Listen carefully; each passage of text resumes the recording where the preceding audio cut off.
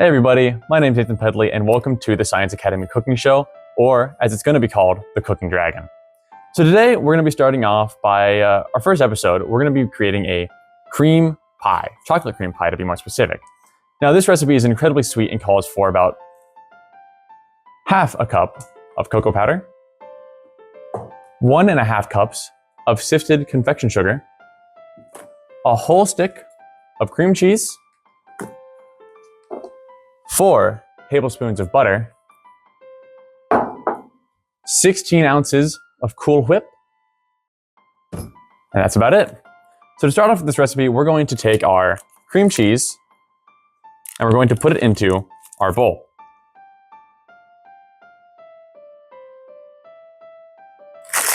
So make sure that before the cream cheese comes out for this recipe, you leave it outside of the fridge in order to help heat it up for about, I'd say, 2 hours before you start baking. That way it's nice and malleable and mushable when you start. Then what you're gonna wanna do is you're gonna wanna smash up your cream cheese a little bit, get it out of that big blocky form into a little bit of just a mess, you know. Just make it messy a little bit, get it out of that block form, make it malleable.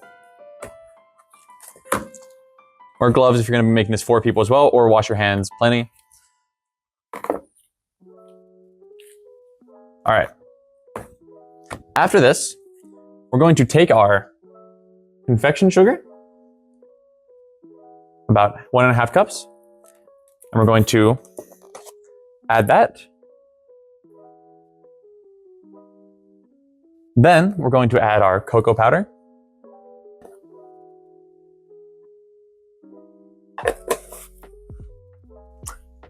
And then we're going to mix it. So this section might take a little bit while you're mixing. Feel fine. Just make sure that you're flipping it over. Make sure that you're getting every piece of the cocoa powder and the confection sugar mixed in with the cream cheese. You're gonna mix it until it's pretty smooth. This might be a little bit of a mess, so make sure that you have a wet paper towel or a wet cloth on hand in order to clean up after yourselves.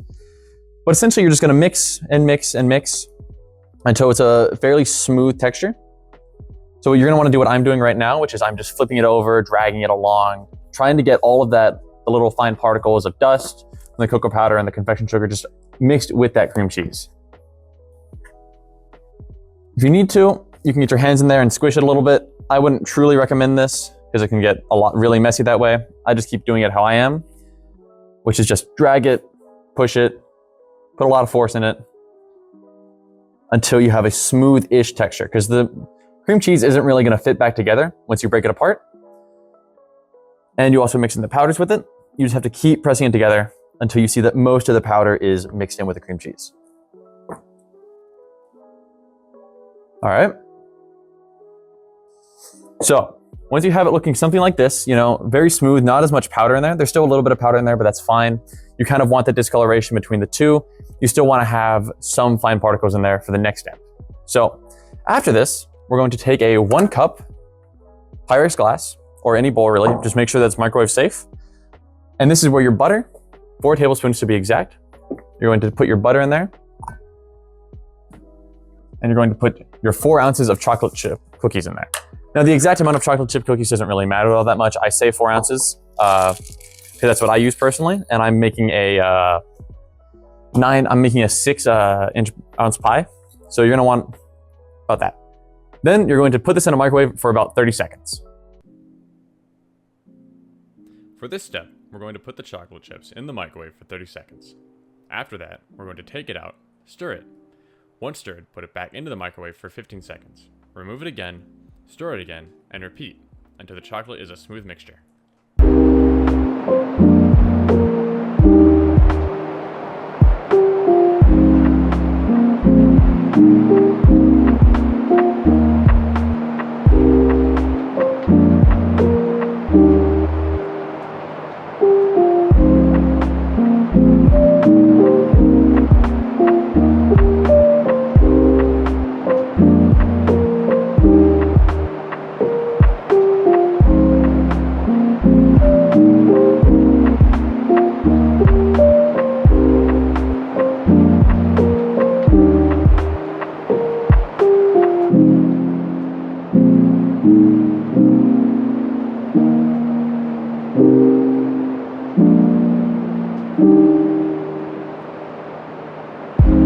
So now that we're back over here, I'm looking at my mixture. I kind of want to mix it a little bit more as there's a little bit of powder that's settled on the sides from the edges of the bowl. So I'm going to quickly just try to mix that in real quickly, real fast. Didn't take you very long at all.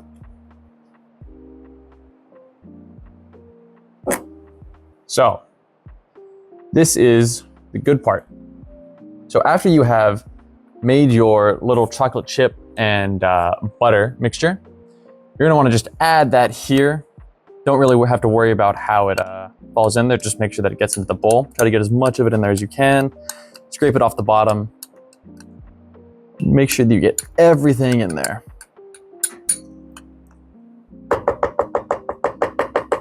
All right, after that, you're gonna wanna take your Cool Whip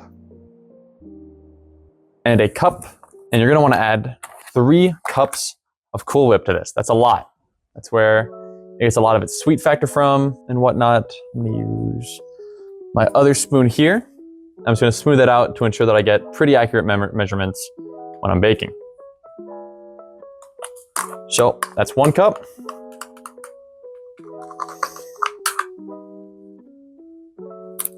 Make sure that when you're doing the whipped cream that you kind of pat it down, as since it's whipped cream, it's gonna tend to have a lot of air pockets inside of it. You wanna make sure that you get all those out, that way you have pretty exact measurements. So this is our 2nd cup.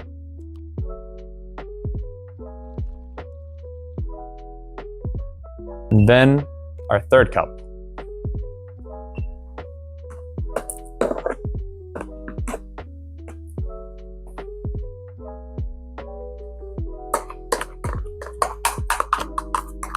So the reason we're doing all of this is in order to get that kind of pudding consistency, because essentially this is just a pudding. It's a chocolate pudding, very sweet, also very bitter. So if you don't have a sweet tooth, I wouldn't really recommend this to you. But if you want something extremely sweet, you want this. So once we're done with that, we're going to start mixing again. So we're basically just gonna do what we did before. We're just gonna flip it over, make sure that we get every little bit and piece in there. We're just gonna mix it. Get in there, be mean with it. It's gonna fight you for a little bit, but after a little bit, you're gonna start noticing that the color's gonna change from this kind of white with little spicks of brown mixed in there to practically a just gray. So we're just gonna keep mixing until we see that brown grayish color. And that's how we know that we're pretty much done. That can take a while though, probably around a minute or 2 of just straight mixing it in the bowl, but it's worth it in the end.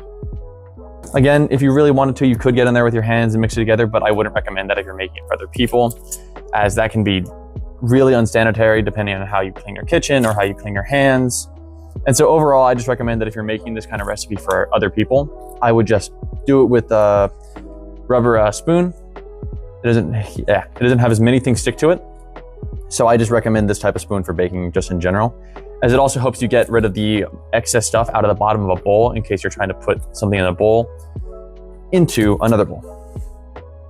So after a while of mixing, it's gonna look something like this, a kind of brownish color. You know, make sure that we're getting all the whipped cream off the extra sides. We don't wanna waste any of that little bit of food, a little bit of flavor. And so once you get to this point, you're practically ready. So for the final step, we're gonna be taking our pie crust. I would recommend about 9 ounce, but I will be using a slightly smaller one as that's all I have access to. And what we're gonna do is we're just gonna dump it in there. Again, this is another reason why I recommend the rubber spoon, as it's really good at getting everything that you need out of the bowl that you're trying to get it out of. You know, it's not gonna leave that much excess. Sure, it'll have a little bit more sticking to it, but you can always just take that off with another spoon or with your hands afterwards. I'm gonna be using another spoon, specifically my chocolate spoon right here.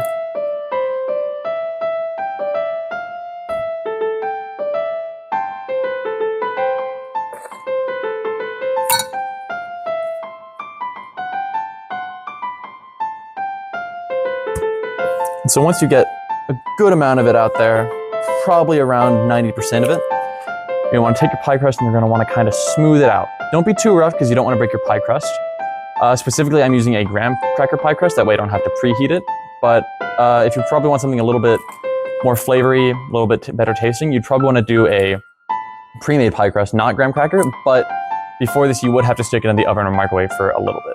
So you just want to have to smooth it out a little bit with your spatula, spoon. Make sure that's kind of even. It doesn't have to be very even because we're going to be putting a coating on top of it, but it's always nice. So you're then going to want to take your chocolate spoon, get the excess off of there. All right. After this point, you're going to go back to your Cool Whip. You're going to take about half a cup or however much you need.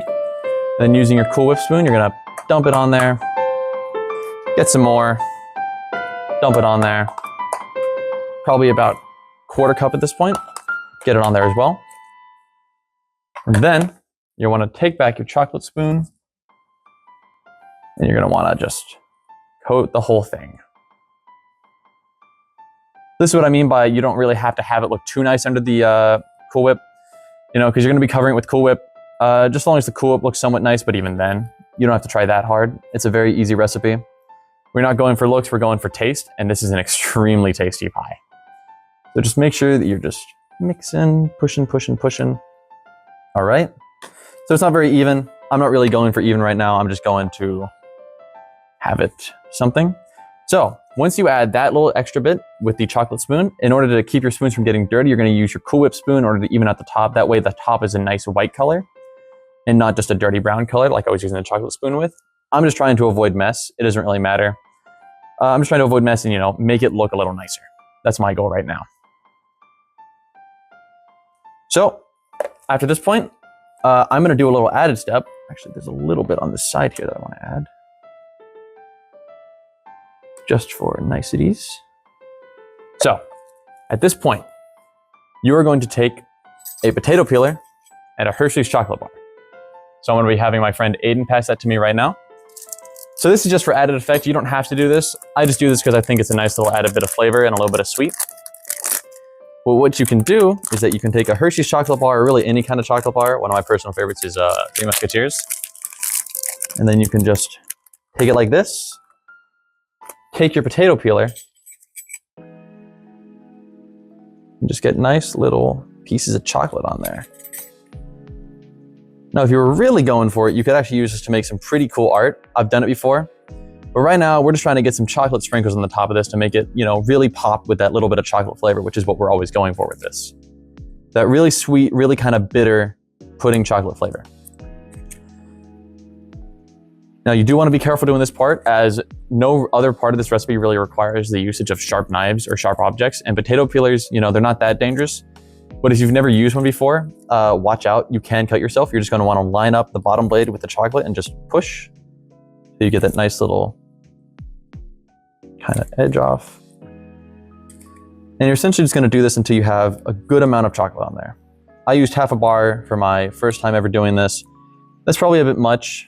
If you're new, that can be a lot of calories if you're trying to watch out or just have a sweet treat. But for right now, I'm just going to be using probably about a quarter of a chocolate bar.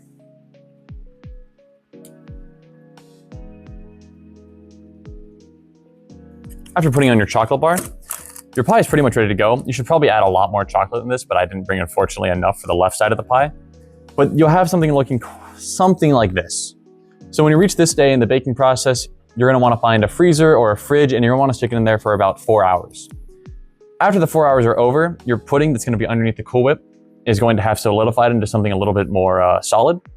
And at that point, you can eat it, and it's going to taste absolutely delicious.